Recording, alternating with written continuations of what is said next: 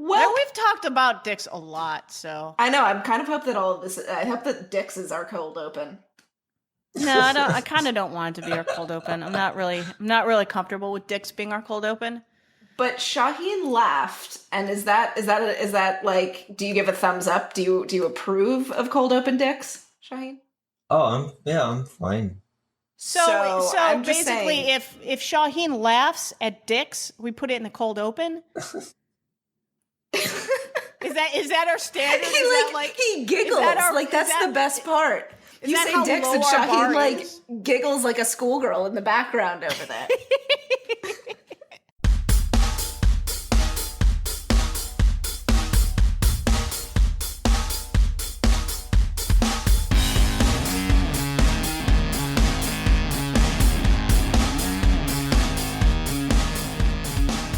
Are we doing it?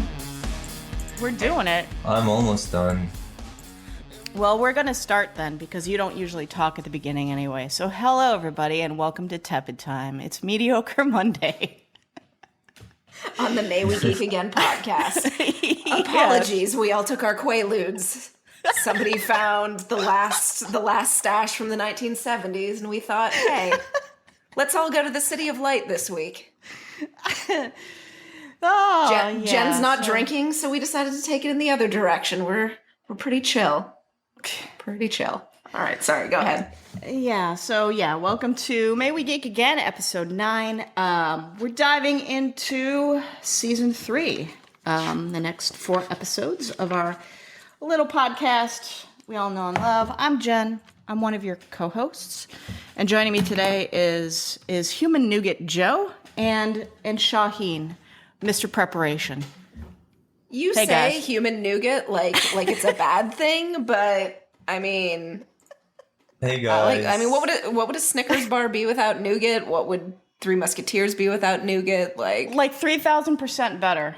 Just fill that shit with nuts and caramel and chocolate, and that's all we need. So you guys can find us on social media at Twitter and Facebook at May We Geek Again.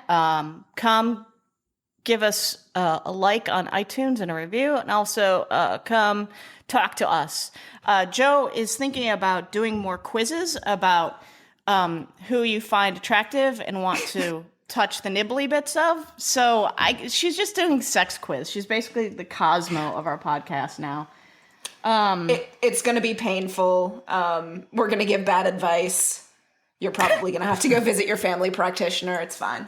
It's fine. And you can find my blog at freefloatingperspectives.wordpress or freefloatingperspective.wordpress.com. Way to know your own URL there. And you can find my blog at declareshenanigans.com, and you can find me on Twitter at CoolHandLuquette, where I just basically do things and stuff. Very specifically. So, as I mentioned, we are diving into season 3 of The 100, and we're going to be discussing the first 4 episodes of season 3. So, let me run down the episode deets for you guys. So, episode 1 is Wanheda Part 1, written by Jason Rothenberg. Wanheda Part 2 is written by Aaron Ginsberg and Wade McIntyre. They seem to write together a lot. Episode 3 is Ye Who Enter Here by Kim Shumway, and episode 4, Watch of the Thrones, is written by Dorothy Fortenberry. And guys, I have a love-hate relationship with season 3. I think a lot of fans have things they love about season 3 and things that they absolutely do not like about season 3. And of course, it was a season fraught with controversy outside of the realm of the show. And we're probably not going to dig into that a lot because that's not what this podcast is about. It's not a social commentary podcast, although I realize when I get drunk, I go on social commentary rants. So you're going to be drinking for the next one. You're going to drink for the next one. No, I'm not going to drink for the next one. We want to be very fair and pragmatic, and not be a controversial podcast, because that's not what we are, and that's not really the agreement we have when we publish to Reddit Fucking So fun patrol we want over to here. continue to promote this show on Reddit. We have to continue to not be assholes about things that are controversial about the show. So we'll do our best. No promises, though, because I think we all know that I'm a dick. Joe agrees with that, and Shahin probably agrees with that too. So let's dive into the first 4 episodes, guys. I really love the first 3.5 episodes, and then there's half of another episode which is just a flaming dumpster fire of plot before character that I have really struggled with throughout the whole season. What did you guys think of the first 4 episodes? Let's go with you, Joe. Yeah, human new. I mean, like, it sounds kind of endearing. Like you're trying to insult me, and I'm like, oh, that just sounds warm and fluffy. First 4 episodes. Yeah, there were parts where you're like, awesome, this is great, and then there were other parts where you're like, the fuck are we doing? And yeah, like it was really, really uneven. Yeah. And yeah, like that's really all I can say. And, I know what's coming in the next batch of episodes that we have to watch. But I guess, like, if I'm talking about, like, good shit that happened, I was one of the, I know that the camp is sort of split between people who were like, oh, there was too much stuff in Polis versus, like, oh, there wasn't enough stuff with ALIE. So I think, in my opinion, I actually really liked the Polis stuff. I think, if anything, I was upset that they had to split it into A and B, because, like, I would have liked both stories to have, like, continued concurrently. I really like the Polis stuff. I think it could have stood alone on its own season. But, that's a separate issue, I guess. Yeah. What about you, Shahin? I love season 3. I don't know what you guys are talking about. You love season 3 because you love the ALIE storyline so much. In love with ALIE. I disagree. You want to take her chip, don't you, Shahin? He would. He's already admitted I it. would take her chip in a minute. Oh yeah, buddy. Skeet. No, honestly though, I understand the problems with season 3, but there's one thing that bothers me a lot about season 3, and that's what they did with the City of Light, which we'll get to in later episodes. It's not coming up yet, but the other stuff I can sort of I have found enough explanation for myself to be happy with. So yeah, I wish I was there with you, Shahin. Like, so when I was writing my reviews, so I started writing reviews for season 3. I was trying to be very fair to the show, and really, I think I had to make a lot of intellectual leaps to justify some of the character developments and the swiftness with which they moved through some character beats. I think that the 2 biggest ones, I mean, obviously Bellamy's heel turn, where he basically comes out and attacks Hulk Hogan and turns on Miss Elizabeth, was not something that we had foreseen, really. That's a wrestling reference to you guys. Yeah, I was like, I know Hulk Hogan. What the fuck else are we talking about? But anyway. Yeah, no, Macho Man, I think, turned heel on Hulk Hogan. Randy Savage. Macho Man. Snap into a Slim Jim. That's all I know. So R.I.P. Macho Man Randy Savage. Wait, he's dead? Assume that. Yeah, I mean, just assume that any wrestler from the 80s is dead, except for, of course, Hulk Hogan. Miss Elizabeth is dead too. So, Jesus, Downer Town. Yeah, downer time. But it's not a kind business. So, like, his heel turn, you can justify it, but I think it was rushed. Mm-hmm. And I know there were things left on the cutting room floor. There's also criticism levied against the Clark storyline, where she agreed too quickly to I guess, bow to Lexa or whatever. But that made more sense to me when she basically said, we can either be the 13th station or the 13th clan. It's like, we either like get blown off the fucking face of the earth by a grounder army, or we join the grounders. So that was a little rushed. I think a lot of things happened because they wanted to cram too much story into season 3 and really expand the world. And they did expand the world in excellent ways. I loved Polis. I loved the City of Light. I loved seeing like Murphy and Amori off on their own doing their own little bandit things. And like going back to the drop ship and having those little character beats and whatnot. But they needed to lop off that whole Pike storyline and turn it into something completely different. And I think it would have been a little bit more effective. Like, I mean, I think why they did that though is because they needed something for Bellamy to do, because otherwise he didn't have anything to do. And so yeah, like it was like, here's this storyline that is terrible and it ruins this beloved character, but we needed something for him to do. And I'm like, well, I mean, I'm sorry, like he didn't have anything to do, but like that was not the thing to do. Well, and they easily could have made Ice Nation a much bigger threat and like made Ice Nation a huge threat to Arcadia that Bellamy and Pike and Kane and Abby and everybody else would have had to deal with, along with the threat of ALIE, because ALIE was like this just insidious thing that could have easily turned Arcadia into a wasteland much quicker than she did.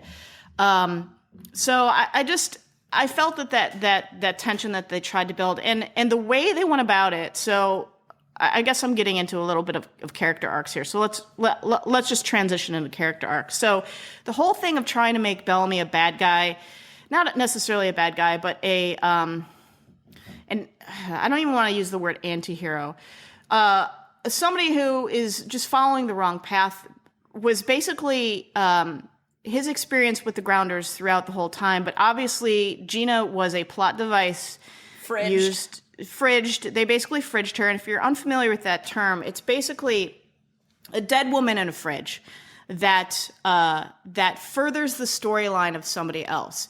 Now, this used to mean it used to mean that it furthers the storyline of the male character. That the woman is in trouble, dies, gets stuffed in the fridge, and I can't remember who was it, Plastic Man or the Flash or somebody in comic books has happened. This is where the term comes from. He found his wife stuffed in a fridge. And it was really just a plot device for the male narrative to move forward. Gina was used in the same exact way, and I hate the way the season just fed into certain tropes. And I think a very tropey season for a show that is not tropey. It was tropelicious, and I'm like, do not get too big for your britches and think that you can write better than a trope, because tropes exist for a reason, and you cannot write yourself out of a trope. You have to avoid them altogether. It just like you cannot elevate yourself above the trope, and they Well, if you think about it, was just so cheap. Is that universally true though? Like if you think about a movie like Pulp Fiction, that's all it is. It's just tropes. It's a bunch of tropes. Yeah, but it's tongue in cheek. I mean, that's who's the director-writer? Who's the writer-director of that? Tarantino. Tarantino. That's Tarantino's That's thing. his thing. Like Kill Bill, you saw so many different. Like Kill Bill is my favorite movie of his by far and away. I love Kill Bill, but it plays on so many genre movies, and that's just, he's doing it tongue in cheek, and he's doing it knowingly because it's a loving callback to those genres and common visuals and music and themes. Stranger Things is much the same way. It is a loving tribute to the horror and sci-fi stuff of the 80s that we all kind of grew up with and love. Well, if you're in my generation, sorry, kids, if you're not familiar with the 80s, but we had great fashion and music back then. But it's done knowingly. It's done consciously. Like this season of 300, none of that shit was tongue-in-cheek or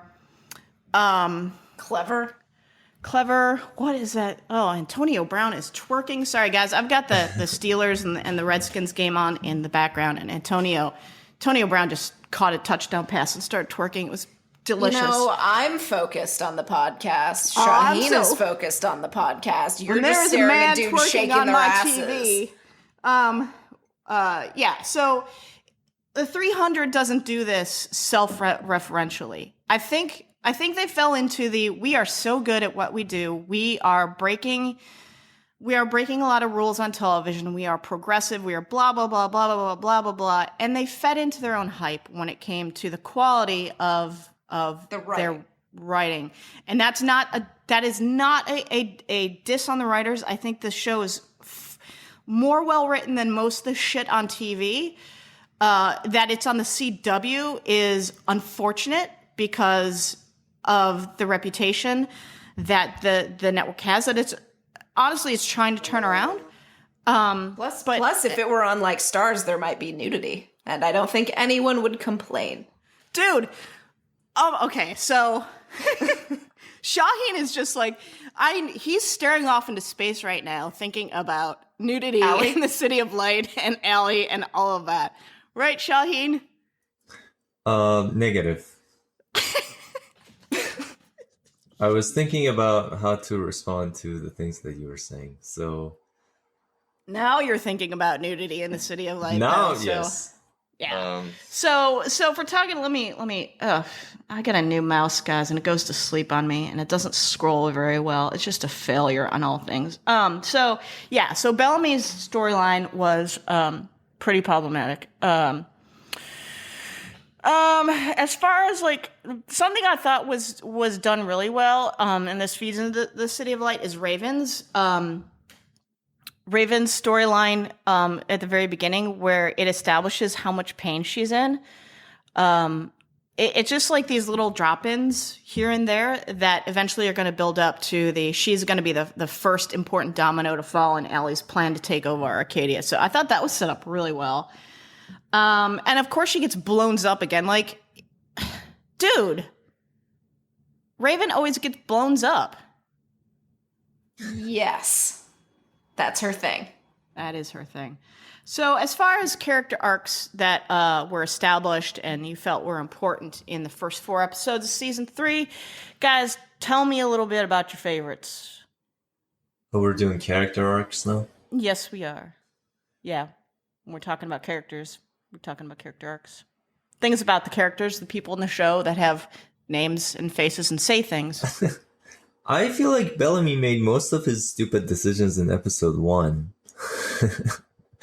Like episode 1. taking Jasper on a sensitive mission that everyone was worried about, and everyone was like, this is Sector 7, it's right on the Ice Nation border, etc. He took Jasper with him, and then he ignored protocol. He was like, screw protocol, and then they killed those grounders. It was just one stupid decision after another. To be fair, though, he made none of those decisions alone. Like, taking Jasper, Monty was actually basically pressuring him, and ignoring protocol, everyone agreed. And then, like, killing the grounders, I guess everyone agreed too. But that's their thing, though. Like, when it comes to the rules that adults put in place, and we've talked about this before, the delinquents pretty much ignore those rules. They're like, fuck it. Yeah. About taking Jasper along, Shahin, I was thinking about this yesterday. I'm like, why the fuck take Jasper anywhere with you? Like, it was a bad idea taking him to Luna's oil rig, too. That didn't work out too well for the delinquents. Like, that did really, I would just, like, prop him up on a bar stool in Arcadia and just let him go for it. Let people self-destruct. They don't need to be saved. Fuck them. But in any case, I mean, it just shows that Bellamy continues to make rash decisions to save those that he cares about. I mean, he also put on the Asgeda costume and marched through the army to save Clark. He was ready to start following Roan again with his wounded leg and everything. So that's just how he do. I mean, he's driven by his emotions and the passion of the moment, which is not necessarily a bad thing, but in season 3, it's really, really bad for Bellamy because he makes some really dumb Dumb choices. And there is some foreshadowing, like when he kills the elevator dudes. This is both foreshadowing Yeah. for like this is showing where he is at the moment, Yeah. and also it shows how it's foreshadowing for what happened in the finale. So that's interesting. And like we see how he's salty with Indra. He's like, your people are big on those kill orders. And you know, when Indra is explaining the superstition that you get the power of whoever you kill, Bellamy is shown shaking his head.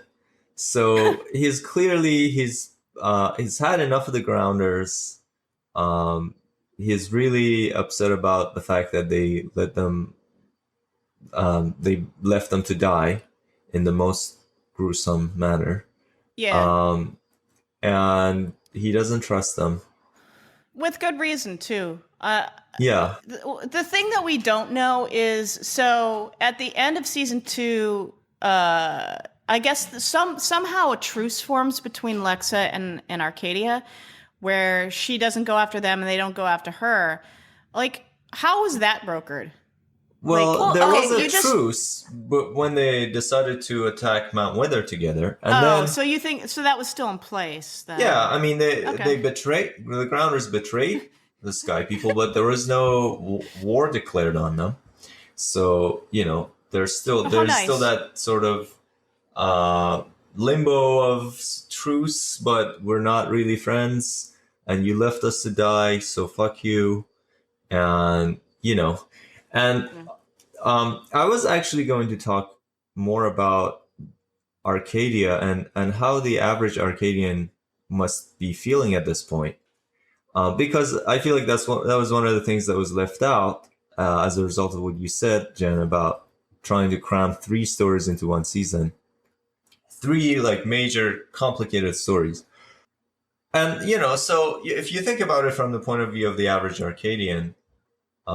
The Grounders have really done nothing to show that they care at all about the lives and livelihoods of Sky People. I mean, we've seen what they did in season 1, season 2, right? So from the point of view of the average Arkadian, they're really not. There's no reason to trust the Grounders. They showed up at least twice to wipe them out. So they've shown that they're willing to do that, including Lexa, including Skaikru. They have shown that they have no moral scruples for wiping an entire civilization off the face of the earth. And they betrayed them. They left them to die. They left them to be tortured to death. So there's really no, and everything they remember is they speared us for no reason. They crucified us. To as a move to like send a message or something, and you know, obviously the story has 2 sides, and you can tell the story from the Grounder side too. But what I'm trying to say is, from the point of view of the Arkadian, the average Arkadian, this is bullshit. Like the Grounders have really been nothing but terrible to them, and then you have these leaders of them, Abby and Kane, who are just being. All buddies with the Grounders, and they're being so nice to them, and they're making all these concessions to them. They say stay out of this area. They say okay. Like the Grounders had really no right to tell the Sky People to stay out of Mount Weather. You left them there. You betrayed them. They won the war. They took it fair and square. It's none of your business. This is my question. Why didn't they get to stay at Mount Weather? Like, why was this a problem? Like, they were just like, we don't like it. It offends us. So you're not allowed to do it. So Lincoln... And if you do it, we'll murder you.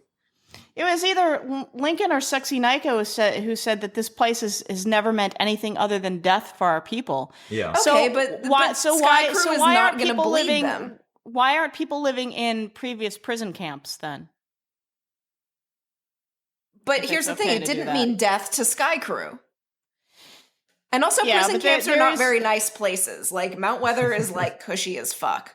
Yeah, not if you're a grounder though. You were kept in a cage like an animal. So and drained of your grounders didn't blood. have to live there. Like nobody was asking the grounders to live there. I think it was important to set up the so here's a word that's very popular nowadays.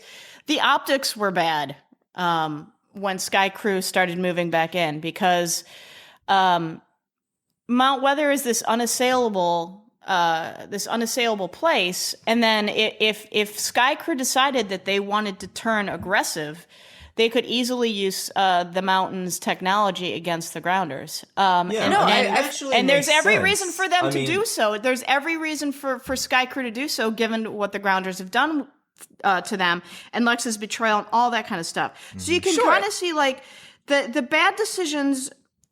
Not the bad decisions, but the decisions that people make have consequences. So Lexa leaving Skaikru's ass hanging out at Mount Weather and just going, see ya, wouldn't want to be ya, makes her look weak, puts Clark in a lot of danger, puts Skaikru in a position where they can't really, puts Skaikru in a bad position where they'll look like an aggressor if they move into Mount Weather. Because I don't know. I feel like they should get to call dibs on that. They should get to call dibs. Like, I'm sorry, they won it. Like that was the thing. Yeah, like if you're a grounder though, you don't want them anywhere near here. The thing is, both of you are right. Like what I'm saying is, it actually makes sense if you think of it from the grounder perspective. Sure. There's just like, well, if you move into this, like you're really similar. Like remember back in season 2, Gustus was telling Lexa that the sky people are more like mountain men than they're like us. So they always have this image of, well, you're very similar to them, and you don't really like us, and we've been at war, and if you move in there, you have all this weaponry. You can drop missiles on us again, and all of that. And there's also this symbolic aspect of it, this mythological aspect of it, that they hate that place, and it offends them that anyone would live there, a place where all these atrocities have taken place. At the same time, they have no right to tell them what to do. Like there's nothing that licenses. Right, so like it's there's the last agreement that you have. There's no deed, like. Right, it's like the last thing that happened was you agreed with you made an agreement with Cage to never go near Mount Weather anymore, to never go in that territory. And Lincoln was banished. Lincoln has a kill order on him because he violated that agreement. Yeah. So that agreement is null and void with exactly Cage's death, the person who made that agreement died. So that's it. That's the last thing that was, that's the last agreement that you had. So you have no right to say go there or not go there. If anything, you shouldn't go there because that was the last thing that you agreed to. So so basically, Joe, you want Skaikru to call no cuts, no butts, no coconuts and take Mount Weather. I want them to be like, listen, but that's not Abby and Kane. But that's not Abby and Kane's MO. They're trying to get along to get along. But I know that they're trying to get along. And here's the thing. That's where like a little bit of extra like diplomacy would come in and be like, so listen, hey, we have a treaty. I'm going to move my people in here because fuck, like it would be dumb to waste this place. Like there's medical shit. There's ways to grow food. Like this is great. Let's disarm this place or at least whatever. Like, I'm sorry, Lexa, you bet on, like, don't get me wrong. Like bet on the wrong horse. Lexa, but she bet on the wrong pony and you lost. Never bet against Clark. Skaikru should get to move in. That is my thing. So the rule is never bet against Clark. Ever. Like ever. I don't even know why people bother anymore. Like this entire show should just end. Ever. Yeah, just then stop. So meanwhile, you have Abby and Kane making all these concessions, and they're like, "Oh, you'll be offended if we move there? Okay, then we won't." And if from the point of view of the average Arkadian, this is if you want to make a historical reference, this is like what they called policy of appeasement in the 30s. Usually associated with the British Prime Minister Chamberlain, who was saying, "Oh, well, Hitler wants this area. We'll just give it to him. He wants Saarland. All right, he can have it. He's gonna violate this part of the treaty. We're gonna have let him do it. And the reason, of course, the part of the reason was that the Versailles Treaty, was very unfair. But anyway, they were like, all right, you can have this, you can have that. And there were people who were saying that this is stupid, that you're making concessions and you're just emboldening them, that and they're going to attack you. So so let's talk about that then, because that's one of my themes. Is the grab for power, and how once you have power, it seems like all of your concentration is towards keeping that power. Lexa, I mean, obviously that's a huge preoccupation with Lexa. That's why she sends Rowan after Clark, because of the Wanheda title. Kane and Abby don't seem to realize it until too late that they need to be very concerned about the chancellorship within Arcadia. They just see, like, Kane and Abby are just so fucking stupid. Like, they pass around that chancellor pin like a hot potato and completely forget, oh yeah, we're gonna have, we actually have to hold an election and people actually have to vote a chancellor in. And that backfired on them. So it's like, there's this tenuous grasp that people have on power. I think you see it with Clark, where, like, she starts off the season kind of in a badass mode, and I'm like, I was like, yes, Feral Clark, she's angry. This is going to be like her being really powerful this season. She has red hair because she's troubled. Yeah, well, and she's going through a phase because it's cool to be a ginger, but not really. It's not a phase, Mom, all right? It's cool to be a ginger until you get the skin cancer, and then it's no longer cool. But yeah, I mean, like, she was trying to broker deals with Rowan, and he was trying to broker deals with her, and, like, use the power that they had within the political system or the world to make certain things fall into place.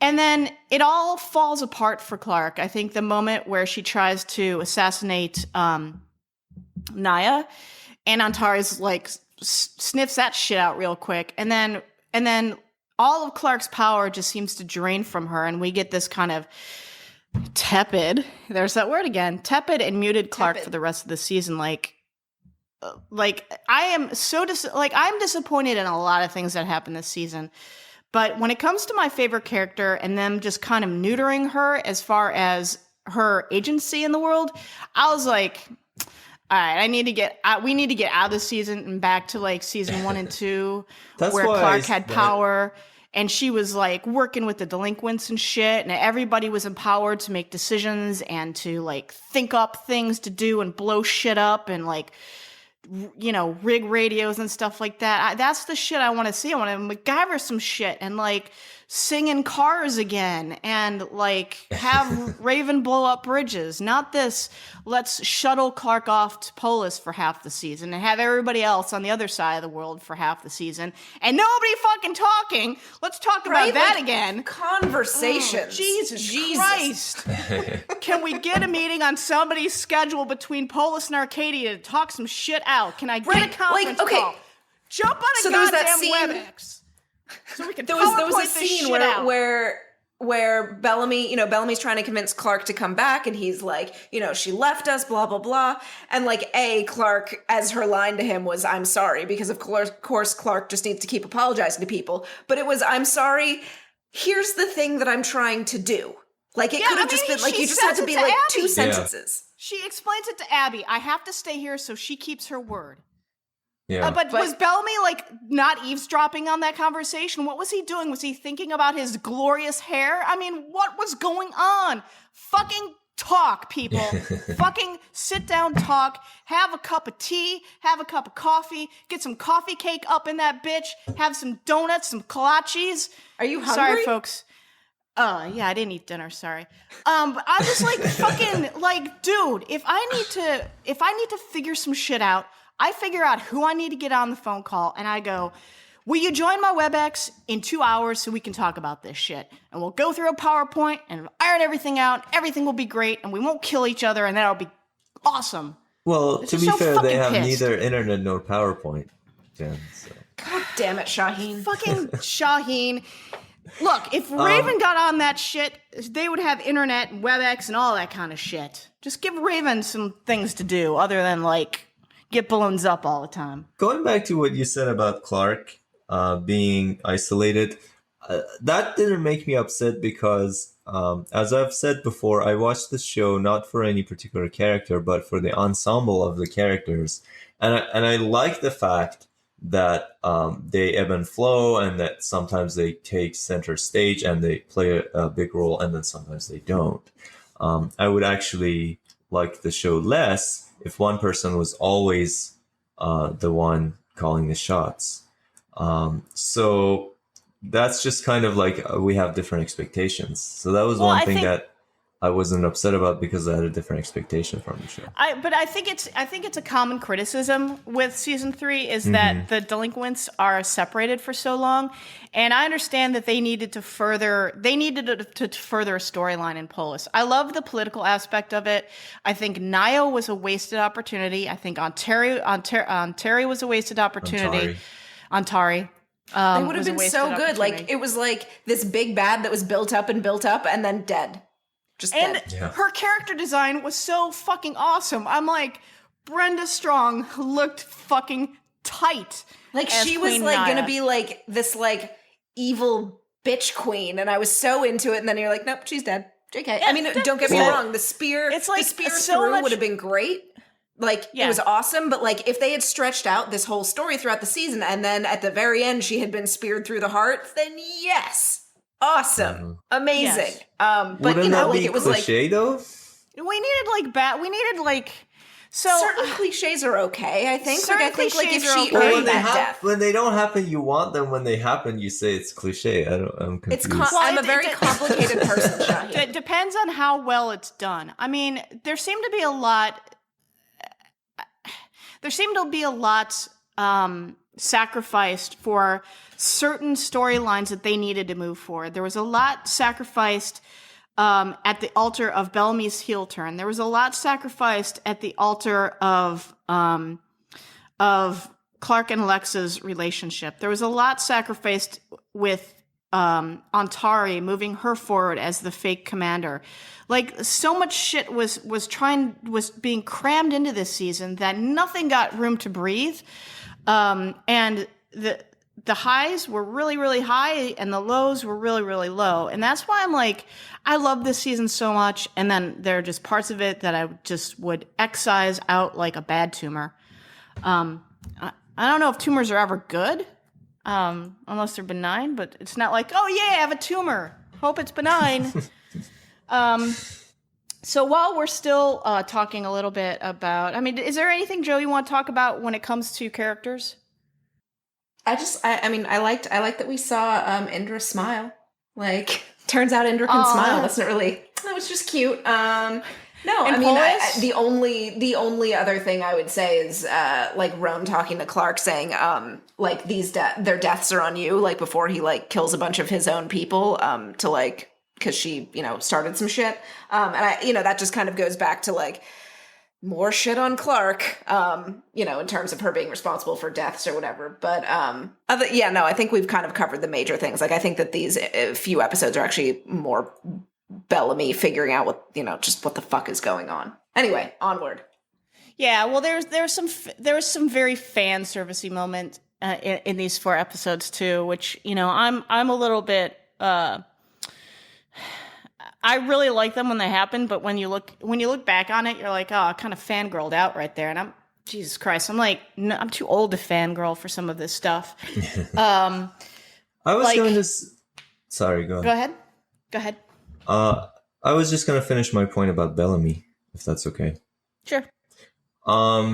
Everybody loves Bellamy. Yeah, I was just going to say that based on everything that I said, the stuff about Bellamy in these episodes showing he still is that same has that same character that we expect, that he has this some flaws and he makes rash decisions, but he's very protective and all of that. and the way the Arkadians must be feeling at this point, and the way Bellamy himself must be feeling at this point. He's basically been betrayed by every grounder he knows except for Lincoln, although Lincoln left him at the intake door too. But oh, he didn't. Oh yeah, that's right. Yeah, I was thinking the wrong one. Yeah, you're right. And, but he was on the meth at the time. Yeah, and so he's very pissed at Lexa and he's very pissed at Clark. And if you think about things that Clark says or does about Lexa in 303, in episode 3 of season 3, this is like, this should be how Bellamy still feels, because the only thing that changes for Clark is Lexa swearing fealty to her, and no one else knows about that. So Bellamy must still be feeling the same way Clark feels about Lexa, which is, go float yourself, I'll never bow to you. She was like, Naya is worse than Lexa. Like, Lexa is pretty awful. Naya is worse than her. She tries to murder her. She says she has to stay to make sure Lexa keeps her word, so she doesn't trust her. So, given all of that, I wasn't, the Bellamy's turn wasn't jarring for me. But I understand that a lot of this is filling the gaps and wasn't really on the screen. I guess what I really dislike when people don't think strategically and think at a large level beyond kind of their own personal sphere of experience and influence. And that's kind of how I see Bellamy. He's very reactionary in the world, the very small little ecosystem around him, what he can touch and feel. If things are hurting in that small little sphere of influence, he wants to fix it. And that's not necessarily a bad thing until you start making bad decisions, and those bad decisions wreak havoc on the world as they do in season 3. What Clark is doing is like, she doesn't forgive Lexa. So if anyone's like, oh well, she forgave Lexa really quickly in episode 3, and that was so fan servicey at the end with the pledge of fealty. Yes, it was fan servicey, and people freaked out about it. And it was both great and kind of like, oh god, they went there, and fan serviced us. But Clark doesn't forgive Lexa. She knows that her personal feelings for Lexa aren't going to protect. Or her personal feelings for Lexa, she has to set them aside in order to further Skaikru's place in the world and protect them. Because she's, the 13th station versus the 13th clan, that becomes very, very important. And we see in the next set of episodes, in actually the one called 13, the mythology of what happened with the 13th station and why it's such an important thing that they try to create a strategic alliance to protect themselves against Naya and Ice Nation, because Skaikru would be caught in the middle. Kane was very right, where this might not be in our war, but we're going to be squished like a bug in the middle of these two because we simply don't have the military might to do anything about it. So we need to align ourselves with Lexa and the other 12 clans. So, I mean, I like how Clark thinks strategically, and that often makes her decisions seem cold, I mean, it's kind of a parallel, isn't it, to the season finale of season 2? Like, Lexa had to do pretty much the exact same thing. Put aside your feelings, be kind of cold. And it turns out that for Lexa, that was actually kind of a bad decision. And maybe it'll end up being that Clark's was kind of a bad decision, or it was a good decision, but circumstantially it was not so great. It's a good decision in the grand scheme of things, but personally it hurt, Lexa's decision hurt her and put herself at risk. Clark's decision to join the coalition was fine. Everyone else around her turned that to shit, because Bellamy and her didn't have that 2-second conversation where, hey, we're part of them now. Just 2 seconds. I'm going to stay here and make sure she keeps her word, and if she doesn't, we're outie, and we'll do whatever we need to do. It's just like, just pull somebody aside and say, hey, look, here's what's going on. Let's have a little chat. Don't get offended if I stay here. It's not that I don't like you. But again, Bellamy gets very personally hurt, and it makes sense. It makes a lot more sense than in episode 5 when he explains himself, and they had Clark and he and have that great scene in Hakeldama. But we'll get to that in our next episode. So let's start talking about world building moments, because I think season 3 does a shit ton of world building, and it makes the season feel a lot bigger and a lot more important. So I really like Polis. I think Polis was cool. Joe, you like the Nightbloods? Yeah, I think that was a really interesting twist that I think it was a twist that those of us who were conspiracy theorists on Reddit saw coming when we examined shit really closely with the trailer.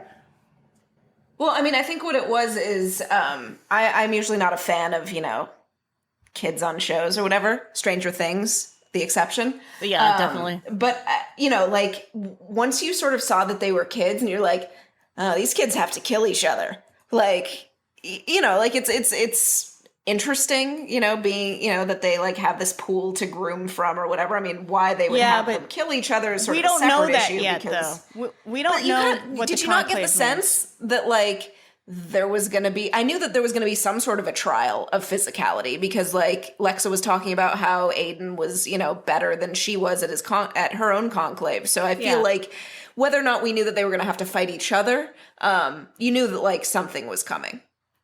Yeah, but I think I didn't expect the horrible succession planning of kill off all the possible commanders until one is standing. That's not very smart when they're not very smart. The grounders aren't really great when it comes to thinking long-term planning. Yeah, they're very shortly focused.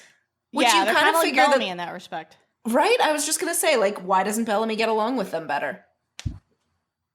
Well, no, I mean, normally one of them would survive, and no one would kill that person, and then but they're not even allowed to reproduce. But the thing is, they have a short time or lifespan, though. Like it seems like the commanders are popped off fairly quickly. Like once you become the commander, it's really hard to stay the commander or to stay alive, actually. Yeah, so that's true. So the other thing I want to mention, because I think is really, really important, as far as the world building, is the composer changed for season 3, and it became Tree Adams' job to score the original soundtrack for the show, and it really I think. It's so good, and it elevates the show from an oral perspective, AURAL. And then visually, it seemed like they had a little bit more talent in the director's chair, or they did something to change the cinematography that it started to look less and less like a CW show and more, I don't want to say professional, but it just looked more polished. That's what I'll say. So good news is Tree Adams is back for season 4. So yay! Because he just did some fantastic work there, and I think it would be remiss of us not to mention his involvement in season 3.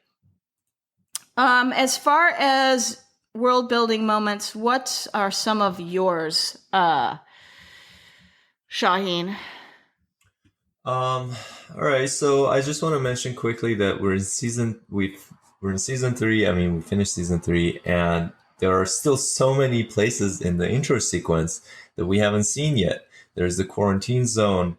There's the bunker. There's the so-called capital city, and I don't know when or whether any of these are going to be introduced, but. Anyway, just throwing that out there.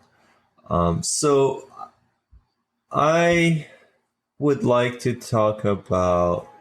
Oh, and I just want to also mention real quick that Polis is Baltimore. That's confirmed by Rowan's map, or somewhere near Baltimore. So we know where Taunton, D.C. is. It's Washington, D.C., and Polis is near Baltimore, so an hour away. So that's confirmed. That's not theory. Yeah. I wish it looked more like Baltimore, though. Yeah, I mean that tower doesn't exist in current day Baltimore. But again, the world was destroyed in 2052, so that tower could have gone up anywhere between now and that time frame. Yeah. So my main one is going to be the City of Light. I like how they introduced the City of Light. The exposition was good because they didn't front load a bunch of stuff. They were like, here's what the City of Light is. This is how it works. You swallow this chip and it's a virtual reality. It wasn't like that. It was very slow. It happened within the course of 2 episodes, and then later, from episode 5 on. But it was at least for me, it wasn't confusing. I felt like... No, it was mysterious. Like, it wasn't confusing. It was still like... The details were unclear and it was mysterious, but I was kind of happy with what I had. I could work it out. I feel like Can we talk about John Murphy for 2 seconds? Well, like John Murphy in the intro? Yeah, just a second. I think the pacing of how they revealed everything about the City of Light, that was the thing that was done correctly when it comes to pacing in the show. But yeah, no. So about John Murphy. Just he's great. The end. Like, he was so great at the beginning of like, I love that, he was supposed to die. Like, this character was supposed to die in season 1, and they gave him like the fucking like cold open giant, like, act your ass off, go crazy in a bunker. The end. Back to you, Shahin. Is that confirmed that he was supposed to die in season 1? Because I know Jasper was supposed to die in season 1, but I've never heard that John Murphy was supposed to die in season 1. I wasn't sure about that. I mean, in terms of, I think I remember reading something about that, like, similar to Lindsay Morgan and what's his name, who plays Jasper? Basically, I guess just that, like, Devin Bostick. Oh, this kid, Devin. This kid's fucking awesome. I think it was, I remember, I want to say I remember reading something about how it was just, he was, whether or not he was going to come back or anything like that, or whether or not they were going to kill him off. But then it turns out that, John Murphy is fucking great. Richard Harmon. Yeah, so I mean, I just know that I know that Jasper was supposed to die from the spear at the end of the pilot, and then I know that Monroe has died several times throughout the show, until her actual she's the best demise. red shirt. Best red shirt. So that is unconfirmed, but yeah, I can't remember if that was a cold open or if they had a previously on to intro season 3. That was a great cold open. I mean, that was unexpected that they'd open with John Murphy in the bunker, but that was great. And then it was a good way to move the story, like to kind of talk about the ALIE stuff in a way. Yeah, that was really gave good. Him this knowledge that no one else has. Did you guys notice that was the one scene where ALIE wasn't wearing the red dress? Yeah, she was wearing... was she wearing whatever Becca was wearing, or was she just wearing something gray? I think she was wearing the same thing that Becca was wearing that day. Yeah. I don't know why she switched to the red dress and why she never changes anymore. And I like to think it's a nod to Battlestar. Like, that's my headcanon, that they are, like, given a little... number 3 wasn't always in red. No, 6 was always in red. Or number 6, sorry. Number 6 wasn't always in red. I mean, not always, but she also wasn't a hologram. Like, she had to change her fucking clothes. She was a hologram, or she was in his head. Yeah, she was a figment of his imagination. Yeah. I don't know. She wasn't always in red. I think ALIE is... I think the choice of red was very important because of the visual, just the jarring visual differentiation between that red dress and a lot of the other set pieces. Gray, brown, dark, brown. Earth tones. Yeah. So I think, and she's clean. Like, there is no, she's clear. She clearly doesn't belong. Her lipstick is flawless. She's got those 6-inch fuck me heels. I mean, she was perfect. Honestly, right? Walking through the mud of Arcadia, with those. Don't watch your ankles. Yeah. So anyway, I wanted to give a quick explanation of what the City of Light is supposed to be, like, sort of technically, Other than technologically. Vancouver? Because Is this your opinion? no, I just want to explain what a virtual reality is supposed to be. And I feel like I don't know if how much people are Because familiar with people this. don't know what a virtual reality is. I have come to. I mean, are we kind of not there yet with our cultural understanding of it? I feel like we're not, because when I Mansplain talk it to to people, us. having talked to mansplain people it. about having talked to people about the City of Light, I kind of feel like people aren't quite clear on what it is. So you're calling them dumb, Shahin. That's what I'm getting. That you're calling Redditors and our listeners dumb. Thanks. Thanks, everybody. Stop podcast now. Explode everything. Read it however you want. So quickly, let's mansplain it to us. Basically, you should think of it this way: your brain is basically a gigantic network, a gigantic circuit where there's electric pulse being sent around all the time, and these pulses meet at certain places where we call synapses, and they either augment each other or cancel out. This is oversimplification, obviously. So you have like a circuit that it's kind of like a computer code. It's like zeros and ones. So you can take that and reproduce it, simulate it in a computer system. The only difference would be, so your brain is the circuit, and what it does is it interacts with the world. It takes signals from other things outside of it, and it interacts with them. Now you can reproduce those other things also in that world, right? So you can simulate a chair, you can simulate a tree, etc. And they would just be sending the same sorts of signals that a real tree would be sending to your brain. So if you were in it, you don't feel to you it feels as real as anything else, right? So it's as real as the world feels to us. And the best way to think about it is, you really have no evidence right now.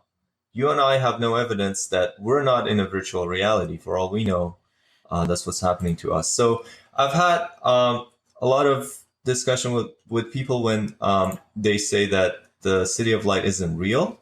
And I just wanted to explain that, well, it depends on what you mean by real. I mean, when you're inside it, it's an interactive world just like our world. Your brain is just like your brain now. The only difference is your brain isn't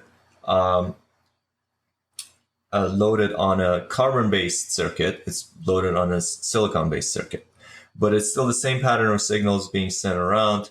And just because you're inside of a computer chip doesn't mean that you don't have autonomy. Your mind could still make decisions for itself inside of that virtual reality, just like your brain does. It's just an algorithm that makes decisions, right? And yeah, but what about our souls, Shahin? What about our souls? Shahin is a godless heathen. We all know this. Yes, I was explaining this from. From a materialist take the point of word view. soul out of it and substitute consciousness then, because there has to be a ghost in the machine. There has to be something that sits on top of all these little electrical things, or maybe these electrical things make up a higher machine. Because I don't feel love or hate for things. I don't believe simply because things are. Well, I don't know. Whatever your consciousness discussion. is, it's something that emerges out of these electric signals, right? Mm-hmm. Unless you believe in the soul, unless you believe that there's truly another substance that I don't inheres I in don't us, believe that, other than the material substance. But otherwise, if you think that you're just this material body, then whatever your consciousness is, it must be either identical with some pattern of those signals, or it emerges out of those signals. And there's no reason to think that the same thing couldn't happen if these signals were simulated and reproduced in a different medium. So you're saying that if we accept the premise that feelings are simply these electrical impulses and chemicals and all that kind of stuff, they could be recreated in a machine. We could teach a machine how to love Yes. or hate. Yeah. The kind of Programming feelings AI becomes very, very, very complicated. It's why you don't actually have checkout counters, the self-service checkout things. At a grocery store because we're too stupid. Well, it's also, you can't have a machine trying to figure out whether something is cilantro or parsley is very, very, very, very, very difficult to program, versus the amount of time that it takes a person is a nanosecond to sort of figure that out. So actually programming artificial intelligence with sort of all of these rules, like all of the chemical rules and electrical rules that our brain sort of is bound by, that's the difficulty of it. Programming an environment that you can trick your brain into, that's one thing. But like something like ALIE is very, very difficult because and as it turns out, it's hard to do it without her trying to kill everyone, because you give a machine a job and tell it to do the job, and it's going to do the job. Might kill everyone. That's the perverse instantiation that it will go whatever route it needs to go to get there, and if it means hurting somebody, then it's going to do it. So I mean, where does that sense of right and wrong come into play then? Here's the thing.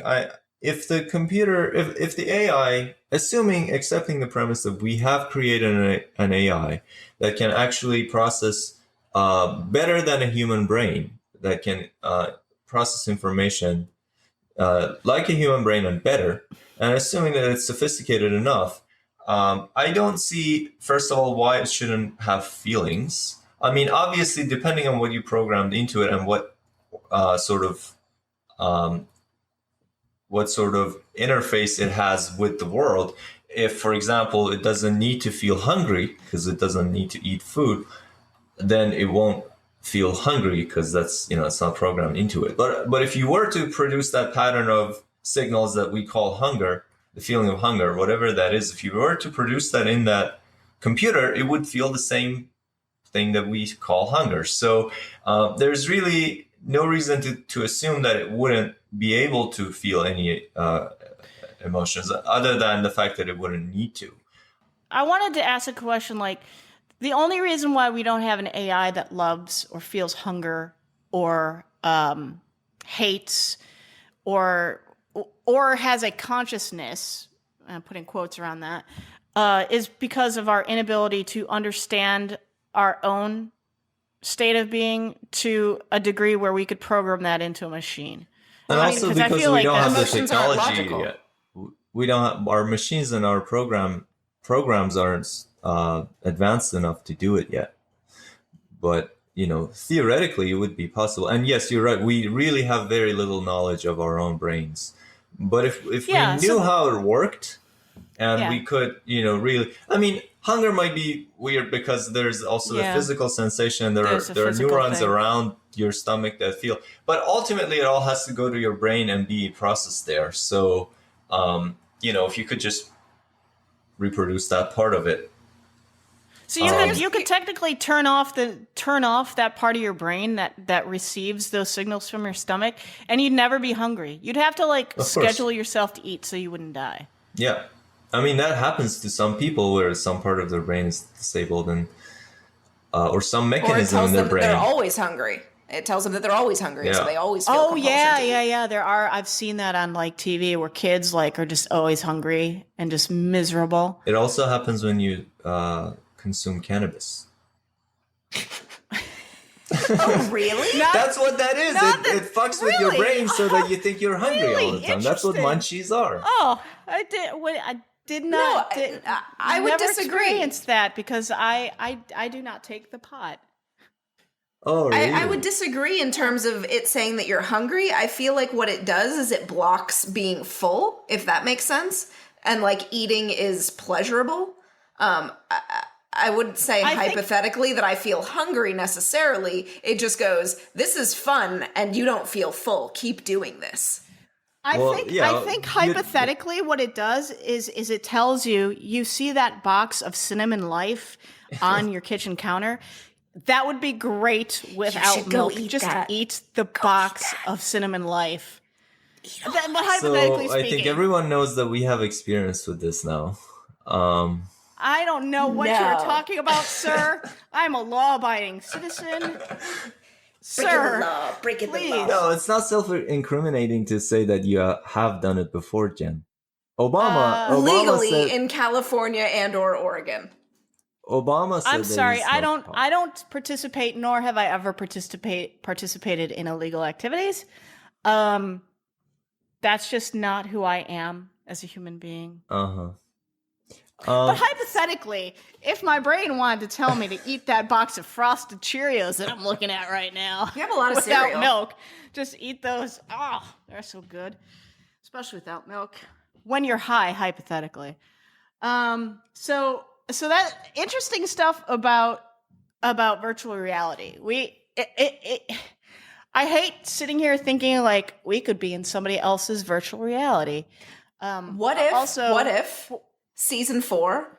Like, what if? Like, hear me out.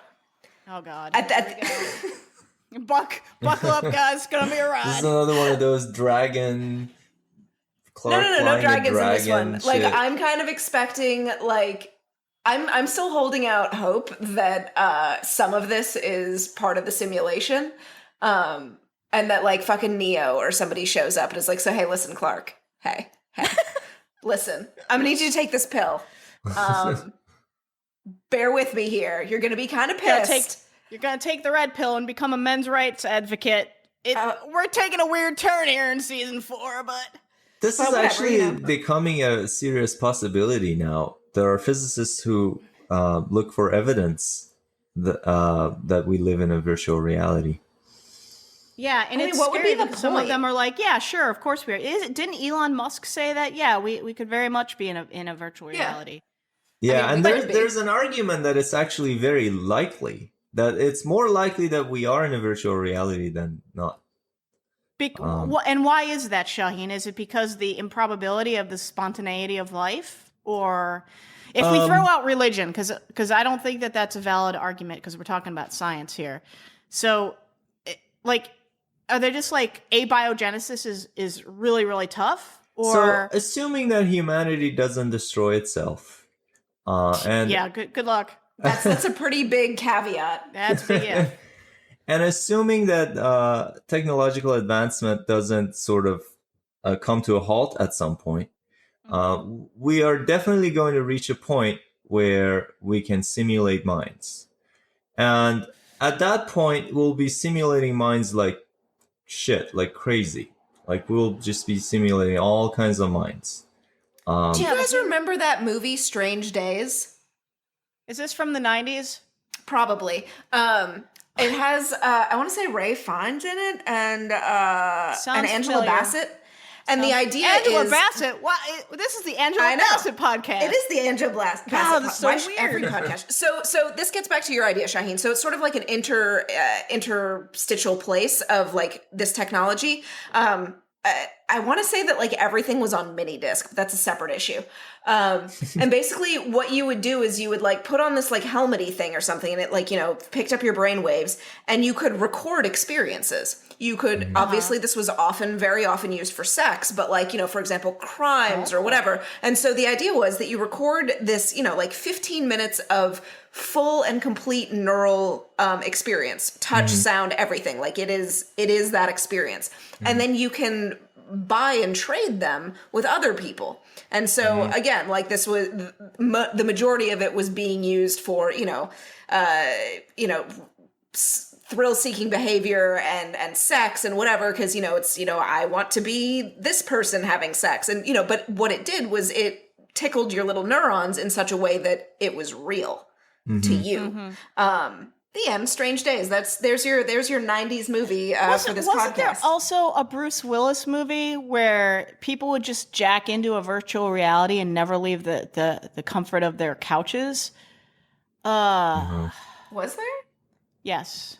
So there's my random Directed by Catherine Bigelow of Hurt. I know. Hurt I Locker know. fame. I know. So now you kind of want to see it, don't you?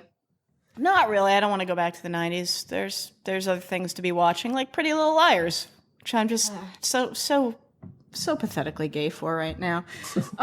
Anyway, the point is that there will be more minds. Anyway. There will be more simulations running than there are real worlds. So, just probability-wise, the probability that you're in one of those simulations far in the future than you are actually in the year 2016 So is high. Anya from Buffy was correct, and that there is a reality in which everything is shrimp. I guess. I suppose. All right. Well, Makes me feel a lot better. I don't. But the thing is, it doesn't change. So regardless of what you actually are, it doesn't change your experience in life Of course. That's Unless the we point. find out. unless Unless you- we are of the generation that Like, finds does out. it matter to you if you or if found you out you're in the fixate it. Matrix? Would it matter to you? You would still live your life the same way that you do. Your experiences are real. No, but what if somebody like fixates on the idea that they're just like this little virtual reality thing, and they have an existential crisis where they're just like, life is meaningless. I'm just zeros and ones, and Well, you become are so zeros and ones. If you want to get depressed about that, you should get depressed about that right now. It doesn't matter. Thanks, It doesn't matter if you're in a computer or not, because you are just a pattern of signals. Welcome to May We Geek Again, sponsored by Lexapro. No, we're not sponsored by anybody, guys. Not sponsored by anybody. Unless you want to sponsor us for like $1,000 an episode, we will gladly I will take sell your out money. so hard. I will. Whatever I it will. is. I will strip that royalty-free Nine Inch Nails music off and put some Muzak at the front, some like accordion or some shit like that. We will take your sponsorship all day, every day. You know what I'm talking about? Mm-hmm. So I think that the City of Light is basically a hot mess of really great ideas that Oh, that's season 3. that season is 3, also dude. season 3, yes. Yeah, and they don't always go together, but I've come to the point where I just like to think of the City of Light as not one coherent entity, but as sort of all these great ideas that I can talk about because I don't know how to reconcile them. Like I mean, symbolically, it doesn't have to be any one of them. It sort of represents all of those things. It in some ways symbolizes what I would like to call singular experiences, like religious experiences, where a person has an experience, or near-death experiences and such, or out-of-body experiences, or mystic experiences, where people have some experience, or what you might experience on psychedelic drugs. You experience something that changes how you feel and how you think about the world. It might fundamentally change who you are and your values, but you can't communicate this to another person. It's just something that's singular. It's for you. There's no way to tell another person what it is unless they experience it themselves. And this is something that the City of Light symbolizes. When Jaha says, for example, I can tell you about the City of Light, but you won't understand until you experience it yourself. This is exactly what a person who went through a singular experience would say. I can tell you what it was like, but you won't understand it until you experience it. It's also like it applies to things like living in a different culture. I often feel like, as a person who's lived in 2 very different cultures, I feel like there are things that I can't really explain to people. I can try to tell them what it is, but they won't understand it until they go through it themselves, until they live there for a long enough period of time and they experience it for themselves. And it can change fundamentally how you think about a lot of things. Well, I had a very similar conversation, probably inappropriately, at the office the other day, about gender and diversity with a couple colleagues and my brother, because I work with my brother, and was just pointing out some things like. I think the conversation came up where they mentioned, like Reince Priebus or somebody like that mentioned that Hillary didn't smile in her interview with Matt Lauer or something like that. I'm like, I was talking to a bunch of guys. I'm like, y'all realize that they'd never say that about a male a male candidate. And my brother was like, oh shit, I told our ex-boss, who is female, that she needs to smile more. And I didn't realize that was something that may have been inappropriate. And it wasn't coming from a bad place. It wasn't coming from a malicious or a sexist place. I don't think, because I like to think better of my brother. She was a weird person who wasn't very personable and wasn't very warm and didn't connect with a lot of people. And I think she was trying to figure out why and talking to my brother about it. And that's something that he said, but he didn't realize, because he's not a woman. Like, the people I are talking to, they don't realize what women are subjected to at times.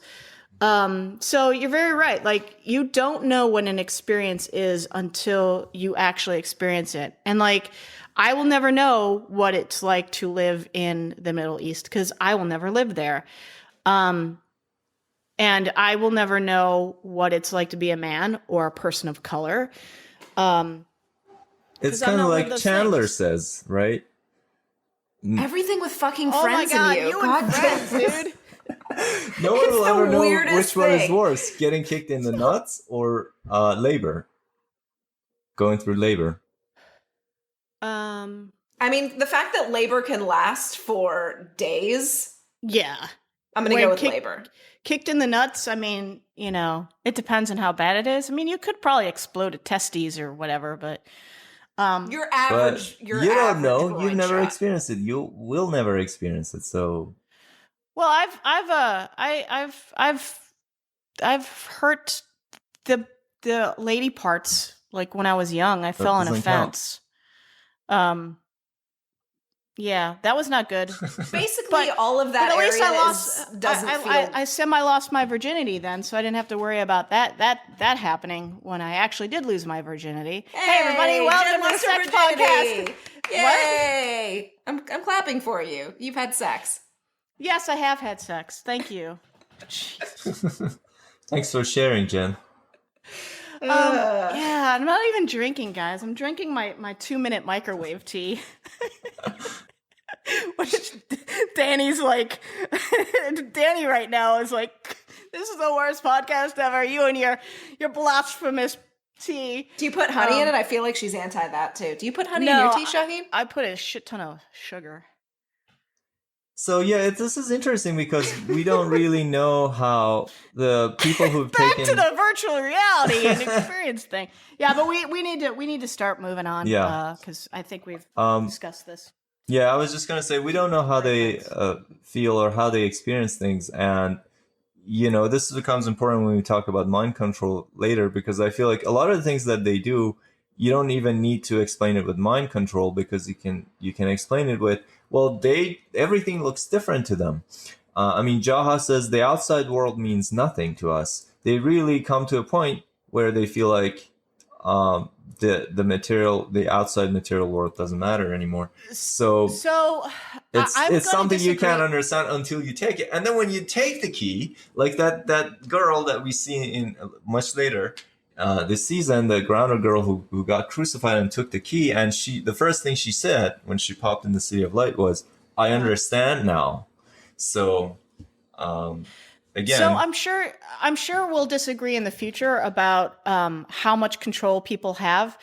I would like for you to consider. I don't even know what I believe, so I don't know what I disagree. Well, I would like for you to consider, Shahin, that Jaha is not to be trusted as a narrator for this story. Uh-huh. I think his experience and his relationship with ALIE is very different from most of everybody who takes the key and enters the City of Light. I think he is an inconsistent and not trustworthy narrator of that story. And I think it's interesting because you're like your Knight of Faith thing is very much present with him throughout the whole season. But I would like for you to consider.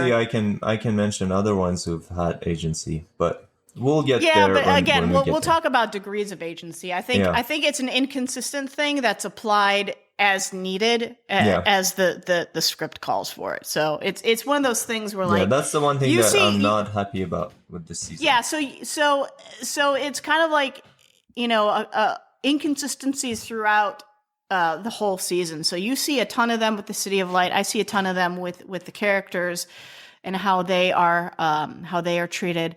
Yeah. I think let's get to so we can fit everything in. We've got about 20 more minutes. Let's talk about some interesting tidbits, tomfoolery, and shenanigans. What I really want to know is who the fuck bathed Murphy when he got to the mansion and he was unconscious? Who bathed that guy and shaved him? I'm like, where were these times on camera? I want to see some of that. Was it that big huge what was that big dude's name?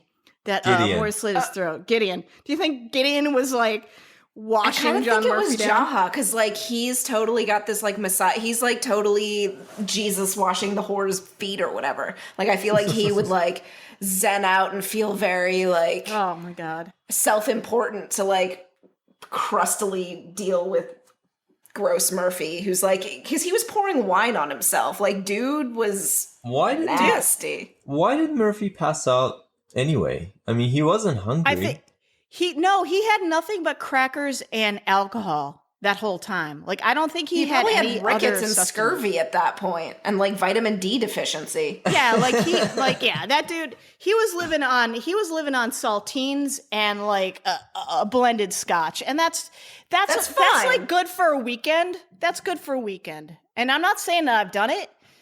Hypothetically, I mean, those crackers were supposedly survival food, right? They were bunker food. What, so they were like lambus bread?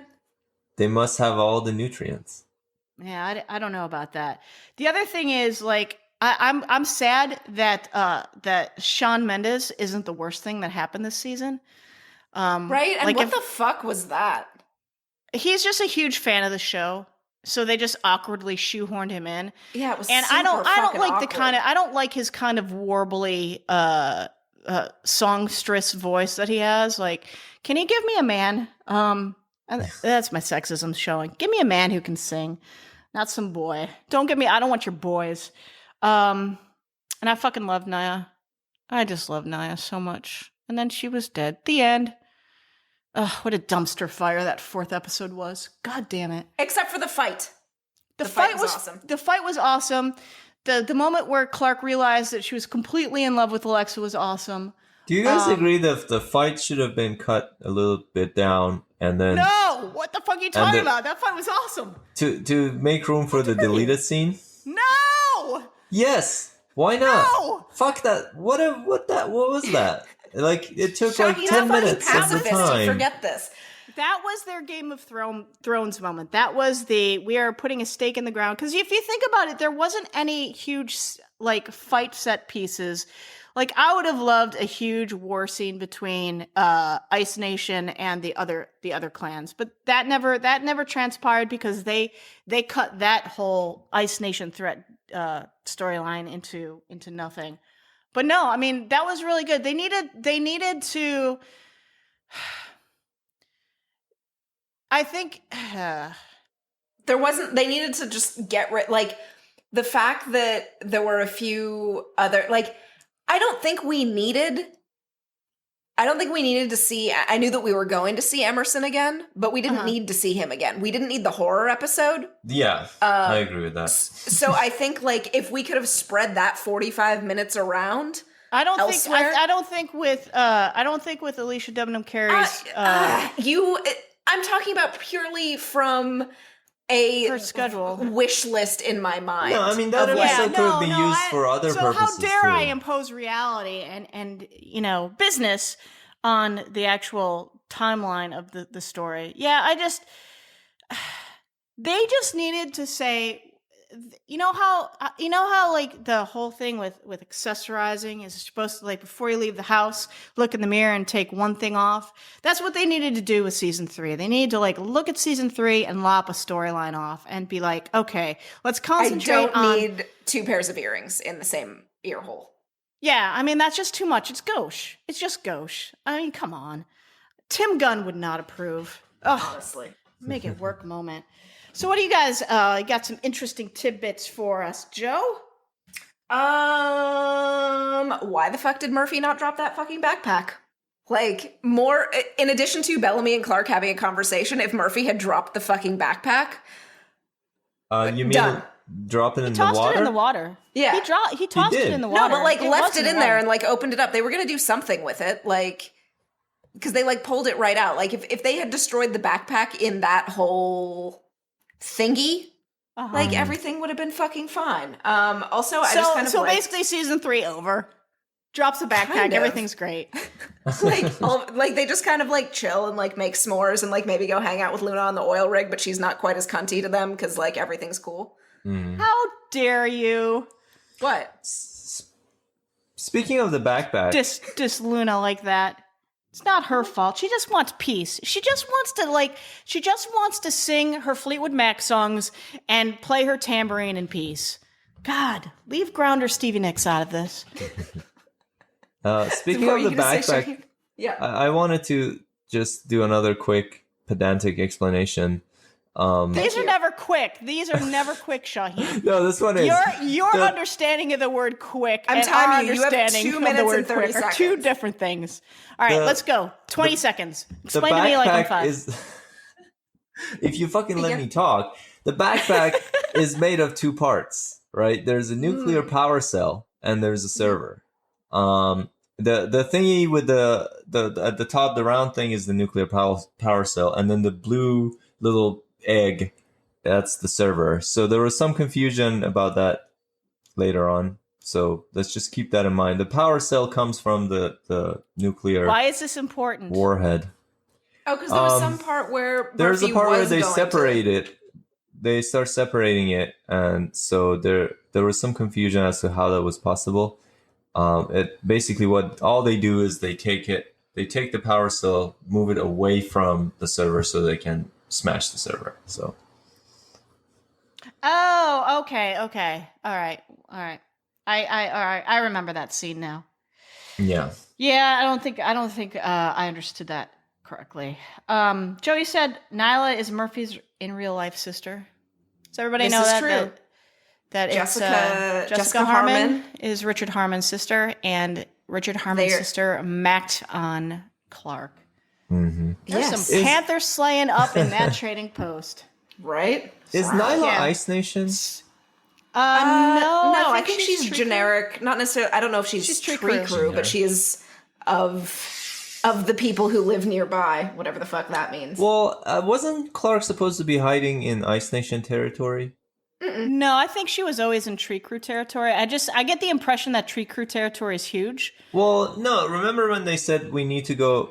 When they met Pike's crew first, when they met Farm Station. By the way, I love that scene. They told them that they need to go find Clark, and they were like, "Where's Clark?" And they said, "We need to go north." And Pike was, "Oh shit, we're going back into hell." So they said, and Hannah said, if she's in Ice Nation territory, she's gonna, something or something. So they were. But that Ice I don't Nation think they army knew was if in she Tree was up Crew there. territory.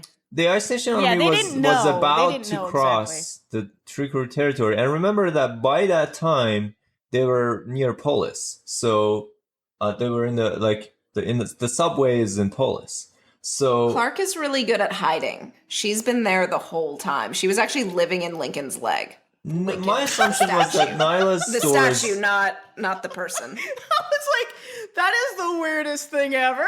And my she assumption has was red that hair, so she's basically unrecognizable. Exactly. Who's that girl? All right. My assumption was that Nyla's trading post was in Ice Nation. Was in No, Ice Nation territory. I think all of that's in Tree Crew territory. Well, I provided a bunch of evidence, and all you said is no. because say even- Nyla's father was part of the 300 that Bellamy and Pike killed. So I'm And assuming also- that was a Tree Crew army led by Indra, who's the Tree Ice Crew Nation is clan really leader. far north. Well, Yeah, they're in yes, they Canada. were far north. Far north. I mean, even in the rover, when they were in the rover going to find Clark with Indra and everyone, they said, Indra said, if she's in Ice Nation territory, she's going to need supplies. So let's hit the supply station, the trading posts. So I mean, we'll take a fucking maybe we can ask. I did not like her face wasn't scarred up. yeah, They didn't present she could be her like an as immigrant. Ice Nation. Yeah, I mean, yeah. Quit trying to make this your story, Shahin. But it would be would be very I- interesting if she were Ice Nation. It would be very interesting. It So would show Nyla that. and Clark are endgame. Like they will unite the clans and everyone. why does it have to be? Why does it have to be Nyla? Why can't it be Roan and Clark? Because Roan is going to be with Bellamy and Murphy. You shut your goddamn mouth. Oh my God, we're so bad with our ships. But the army, the peacekeeping force, was supposed to be. I wasn't sure if that was like a NATO thing. It was like a force composed blue of helmets? different clans, or No, whether I it got- was so- all so- tree crew. So I think it was all tree crew because that was the only thing that they could rally at the moment because all the other clans their armies are spread out across the territories, and then in Hakeldama, when Lexa says gather the armies of the 12 clans, they're obviously not immediately in the vicinity to rally. They have to like send out word. Well, sure, all to the ones that gather were them. got murdered. So I'm assuming those 300 people, including Nyla's dad, were tree crew under Indra's command. So that is why the assumption is that Clark is hiding out in tree crew territory. The trading post to Nyla are tree crew. well, And your very this is, first like, premise is questionable. So I don't think it is. Let's move on to actuallys because we need to start wrapping this puppy up. How did Clark learn how to speak perfect Trigetta slang in 3 months with very minimal contact with grounders? I'm assuming she's only really talking to Nyla at this point in time. Like, how does bitch learn such good Trigetta slang? I don't know, but I like that a few like hold on is slow you roll. Like I fucking loved that. And that like make way was step off. Like I enjoyed those little bits. Yeah, I like Slow I your like roll. I like the parts of Trigetta slang that are really like either slang or just like lightning or thunder. I believe is Skaikru from the Grounder anthem, which was amazing. Love the Grounder anthem, but it's like I love parts of the language where it's like, okay, I can totally see where this came from, and then other parts are just like, what? It's like no head and no mo. I'm like, do you guys know what the word for no? about is? Or yeah, about or because of. Mm-mm. It's hashtag. It comes from Hashtag? hashtag. Yes. Hashtag. Isn't that awesome? Okay, so some other things, like, guys, how is Raven with her bum leg driving a stick shift? No, it's her solar left foot- powered. They No, wouldn't a stick have- shift. Stick shift. No, but I'm saying the rover did is we stick see shift. her shifting? It's a stick shift rover. How do we know? Because I pay attention to these things, and she'd have to use her left leg to work the clutch. I don't remember seeing her shift. Yeah, it's stick shift. Pay attention next time. That'd be nice. Okay. If you could put a little effort into this podcast while you're planning your own podcast. And then fucking I'm going to chronicle the tragic comedy that is Clark's hair throughout this whole season. It gets so bad. Why these fuckers need to put hair extensions into Clark? Like, I understand her hair's got to get a little bit wild and longer or whatever, but why they got to like double the volume of her hair and like put some horse hair and shit in it? I just don't understand. Like, why these bitches got to be doing birds that? nesting in there. There There little was critters. like an ecosystem up in there, like beavers building dams and like just some shit going on. There's parts of it I like where I'm like, that looks kind of good, but other parts I'm like, Beyonce can have her weave back now because that's just not looking good. Here's my question. Beyonce would never wear that. No, Beyonce God, no. would never Beyonce's wear hair quality. Is so much better. No. Beyonce, she's got the experts making her look dressed to the nines all the time. Like, she never has a dull moment. All right, what about you guys for your actuallys? So here's the one that we really haven't discussed too much. Let's say Bellamy hadn't been having a heart-to-heart with Octavia on top of the Mountain Weather, like, hill entrance thing when they, like, captured Echo.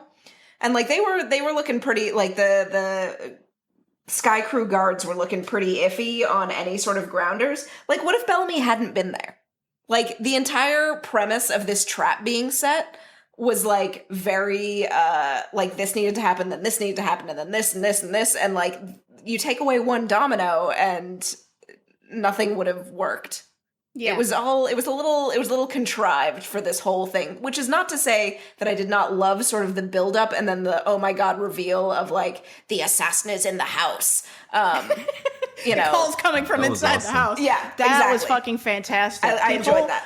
The tension of those, like, 3 to 4 minutes of It was good. cutting between Mount Weather and back to Polis. That was one of the best moments of season 3. It was really unexpected. So they did fantastic with that. But yeah, they do really stretch the credibility of, like, how.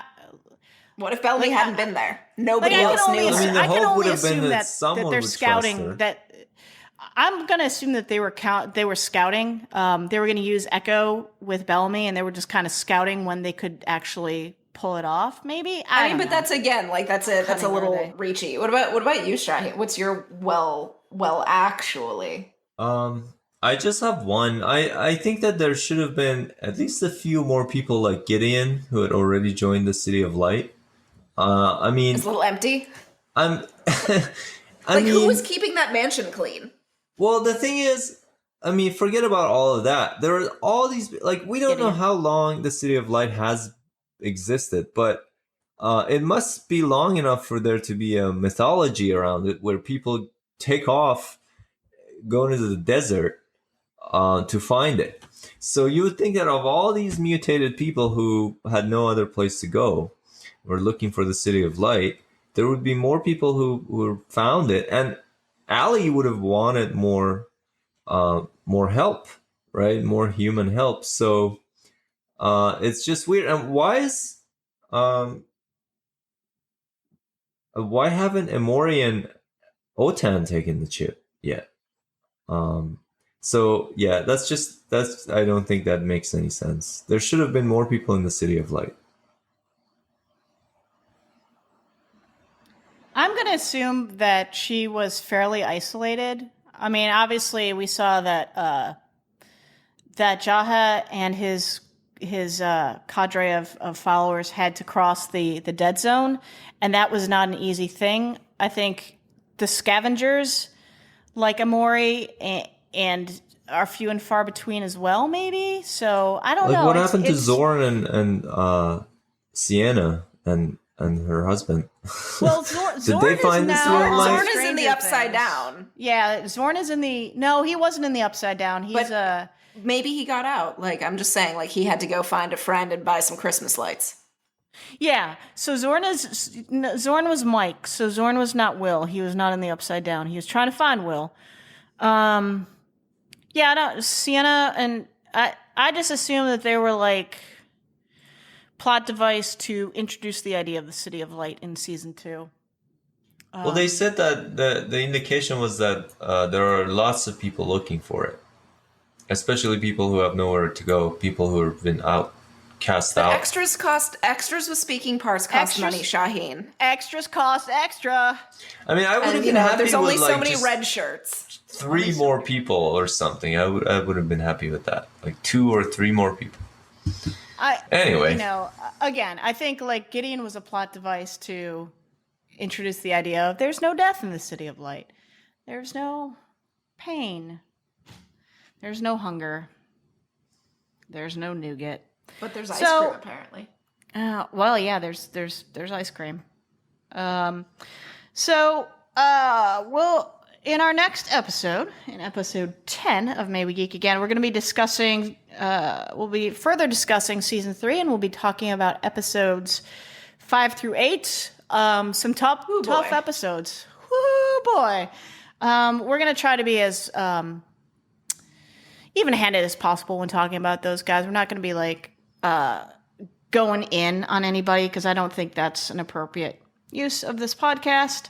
Which is not to say that we won't be like also discussing things. Like Yeah, we will be discussing things, but I think we'll be fair. we'll be and try to- adults. Yeah, we'll be as adult as possible.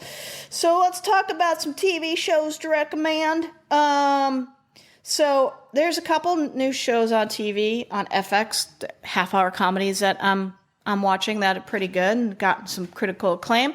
First one is called Atlanta. That one's Is it good? yeah, calling it a comedy is. Like, it's not a sitcom, guys. Don't expect a multicam or a single cam comedy. It's a show that has funny parts, but it's more introspective than a regular old comedy.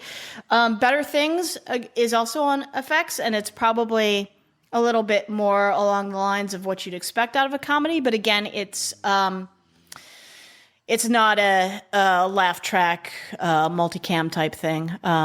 And FX doesn't do those, I don't think. Who watches those?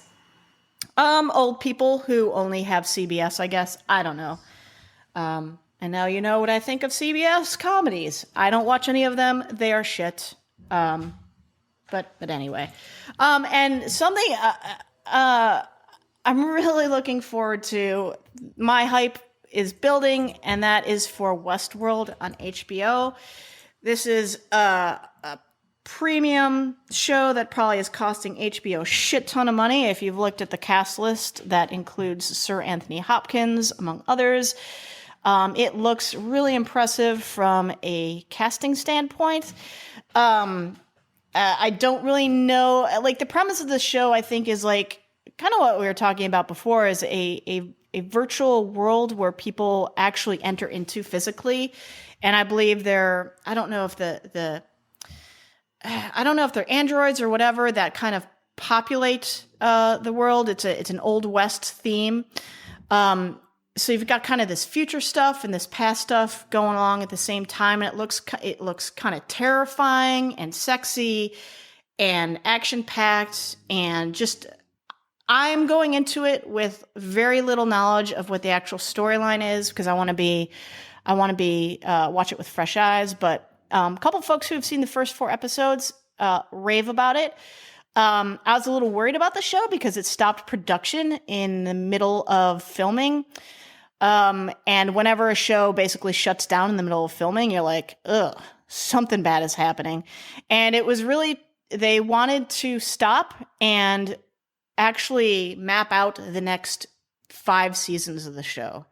So they knew where the rest of this season, of their first season, was going to go, and then where they would go in the future. So I'm really looking forward to it. We need more premium genre shows on channels like HBO. So premium channels keep making genre shows, and genre shows keep getting the attention and the awards that they deserve. Because right now, unless your show name is Game of Thrones, genre isn't getting any sort of awards attention whatsoever, and it's kind of pathetic because we got a lot of great stuff happening right now, both acting and story wise, across the networks. So I cannot wait to watch it. Joe, what are you watching? Let's see. So we tried to give Dark Matter a shot because I know. So disappointed. Well, so like, here's the thing. Like, it started out kind of shitty. Like, not shitty, but like a little like, okay, we're like a little like, we're settling into our like, sci-fi-ness. And like, okay, interesting premise. Like, people wake up on a spaceship, everyone has amnesia, like, dun. Okay, fine. And then like, it started to get better. And like, some of the writing was like, there were some good lines, and like, the cast was actually like pretty likable. And so you're watching it. And then it just kind of like flatlined, and you're like, wow, so this is not getting any better. Like, unlike The 100 or, anything like Killjoys, anything else where you're like, oh, this is getting better. This was just kind of like, and so we didn't even finish the first season. So then girlfriend decided that we were going to go in a completely other direction. And now we are, so funny. we are marathoning our way through Ballers, which is on HBO. Fest.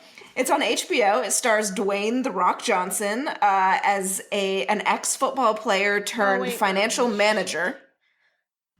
The fucking Rock. It's a silly show. Like, it's not great highbrow, but like it's entertaining and there's flashy cars and people are pretty.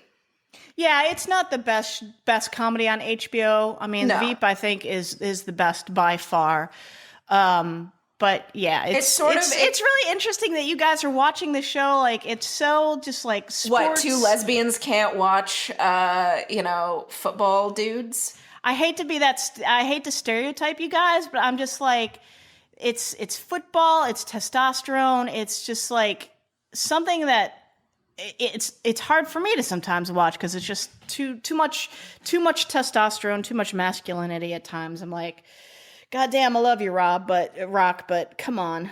It's just I don't know. Maybe it's good because we know that the dick ain't gonna swang this way, so it's not in any way like over the top. Like there is so little dick in my life that this does not tip the scales one way or the other. So this is a welcome dick. This is we have not reached our dick quota, and so if we're going to put dick into the basket of dick quota, like why not be the Rock? This is a fantastic conversation. So, you're the one who watches actual football. We're watching TV pretend football. Yeah, no, I realize that. And pretend football is kind of fun too. So I think, Shahin, are you watching anything? No, I'm not watching anything. Are you still watching Harmontown? Not Harmontown. Harmon Quest. Come on down to Harmontown. Yes, of course I'm still watching Harmon Quest. No, I'm not watching anything right now, but I kind of plan on catching up with The Big Bang Theory. I kind of stopped. Oh my God! Watching Here's a CBS sitcom, dude. Why? I love sitcoms.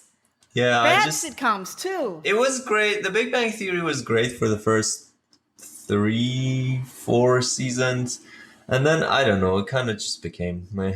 I love sitcoms that need a laugh track to tell you when the funny bits are. And I'm being facetious. I hate sitcoms that have a laugh track. I hate multicam sitcoms. I just do. I hate them. But I'm a snob when it comes to that was the weirdest part, going back and rewatching the first season of, I want to say Community had a laugh track in like the first half of the first season, and it was weird, like super weird. Well, it's not always a track though. Sometimes it's actual live audience. Again, not my, don't not like my it. tea. Don't like it. It's such a holdover from the 70s that it's just like, they might as well be watching Three's Company on reruns. Shahin, did you ever watch Community? No. Really? That's also Dan Harmon, right? Yeah. What? Yeah. No, I haven't watched. Dude, you need to watch Community. Try and Abed in the morning. All right. I haven't really watched that much TV, guys. That's quite apparent. Well, anyway, so that's what we're watching. Again, check us out on social media, on Facebook and Twitter at if there's a poll that you would like us to run, let us know. Yeah, especially if it involves sex or ice cream. All right, so catch us next time on the flip side. May we geek again, but not the upside down.